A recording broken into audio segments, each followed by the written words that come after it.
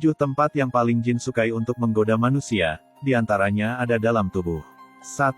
Lubang mulut. Lubang mulut manusia menjadi tempat yang disukai oleh jin dan setan. Karena itu mereka seringkali menggoda manusia dengan meniupkan hawa-hawa yang membuat manusia menguap.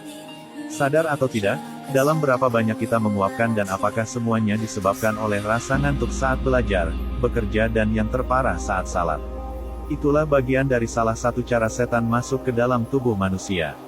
Melalui lubang mulut yang terbuka saat menguap, maka Rasulullah Shallallahu Alaihi Wasallam mengajarkan agar hendaknya kita menahan jika ingin menguap.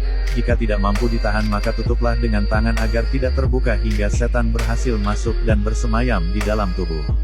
2. Di bawah kuku panjang. Sebagian dari kita mungkin punya kegemaran untuk memanjangkan kuku-kuku.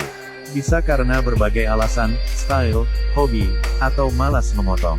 Inilah sebab mengapa Rasulullah mensyariatkan potong kuku sebagai salah satu amalan yang disunahkan sebelum ibadah Jumat dilaksanakan. Selain agar kebersihan yang selalu senantiasa terjaga, ternyata di bawah kuku-kuku yang dibiarkan panjang itulah tempat syaitan bersemayam. Bayangkan saja, di tempat syaitan bersemayam itulah kita gunakan ia untuk melakukan berbagai aktivitas. Bekerja, belajar, bahkan menyuapkan makanan ke dalam mulut. 3. Lubang hidung. Mungkin tidak banyak yang mengetahui bahwa setan dan jin suka berdiam di lubang hidung manusia. Oleh sebab itu Rasulullah Shallallahu Alaihi Wasallam memberikan tuntunan agar membersihkan bagian dalam hidung sesaat setelah bangun dari tidur agar setan keluar. 4. Lubang telinga. Setan tidak pernah berhenti bekerja untuk menggoda manusia meskipun saat tidur. Justru inilah salah satu waktu yang digemari agar setan dengan mudah melalaikan manusia dari beribadah kepada Allah Subhanahu wa Ta'ala.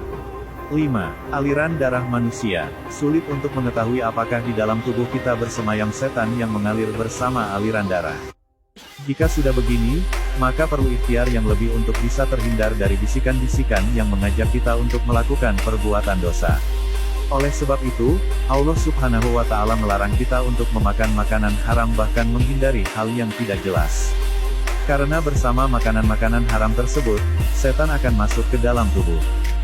6. Lubang pusar. Inilah salah satu tempat yang sering diabaikan manusia serta jarang dijaga kebersihannya. Perhatikanlah jika setan teramat suka bersemayam di dalamnya.